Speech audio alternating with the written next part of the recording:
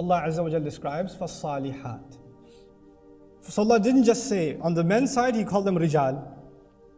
On the women's side He didn't begin with nisa. He began with the salihat, good women. And this is actually now Allah's direct sermon to women, the believing women. That Allah Azza wa Jal wants them not just to be women but to be good. As-sulh is the Arabic opposite of fasad. Fasada is when something goes rotten. When something no longer has a good smell anymore, good taste anymore, it's no longer nutritious anymore. In a physical sense, salihat is healthy, even salih can even used in like salim can be used. But also in a moral, spiritual and even emotional sense, salih is someone who's good to Allah, who's good to people, also not in a bad mood all the time, not angry all the time, not anxious all the time, not complaining all the time, not whining all the time, not remembering the bad that happened all the time and reviewing it like it happened an hour ago, not reliving it and then crying over again all the time, not lost in the negative. They're salihat. They actually, by the way, from it comes the word sulh, which means reconciliation. Their attitude is one of ending conflicts, not of furthering them. Women have been given an incredible amount of patience, that's why they're mothers. They have far more tolerance than we do. Try taking care of your kid and compare that to the way your wife will take care of your kid. There's no comparison. But then, when a woman is exhausted so much in so many other parts of her life, she has no energy left to be tolerant with her spouse. So all of that frustration comes out with him. And then she blows up on him. He comes home from work, and she's just railing on him. And then he says, why are you talking to me like this? And she'll say, well, I have no one else to talk to. I'm just expressing myself. There's a two-part problem here.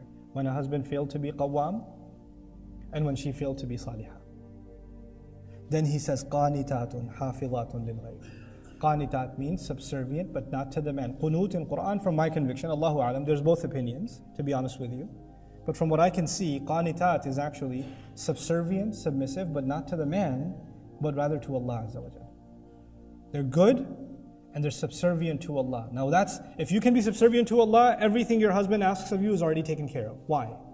Because when somebody's subservient to Allah, when they're submissive to Allah, then a spouse truly becomes libas for the other. Then they cover for the faults of the other. Then they don't humiliate the other. Then they don't backbite the other. They don't call their friends and say, my husband is this way, this way, this way, and this way. They guard. Like there are cases, somebody complains, my husband doesn't pray. Every night he oversleeps. Why does he oversleep? Well, he works until 2, 3 in the morning. So he oversleeps. I can't stand it. He's such a hypocrite, etc., etc. That's not the kind of language you use for your husband. If he's not waking up for prayer, that crime that he's committing or sin that he's committing before Allah is also balanced by something. He's trying to provide for a family. He has no other way to make an income. He's a human being. He passes out. You go out of your way to try to wake him up lovingly, not giving him a lecture. You munafiq, wake up. You're going to burn in Jahannam. And if he doesn't wake up, you cover for his sin. If he doesn't wake up, you cover for it and you work patiently until he can. Until you can support him in doing so. That's not a way of supporting. And on top of that, to badmouth him to others. Unacceptable. And then the next quality of a woman is hafilatun lil ghaybi bima hafidallah. Good women, they guard the unseen.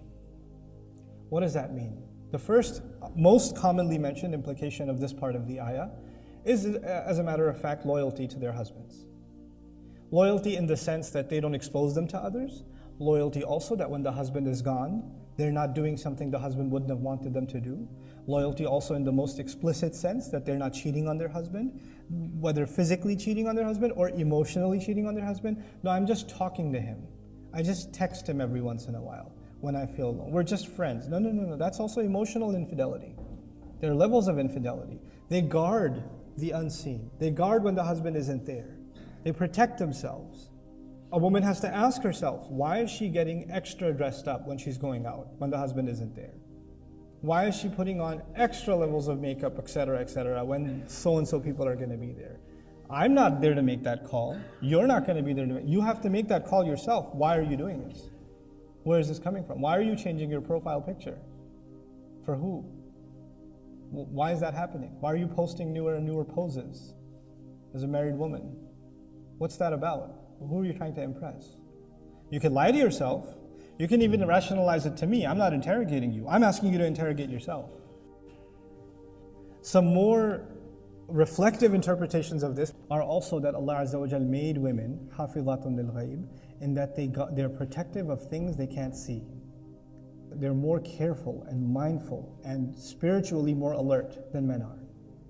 When they make dua, they consider so many more things that men رَبَّنَا آتِنَا فِي الدُّنْيَا حَسَنَةً وَفِي الْآخِرَةِ حَسَنَةً وَقِنَا عَذَابَ النَّارِ. Done. A woman, dua for like 15 minutes.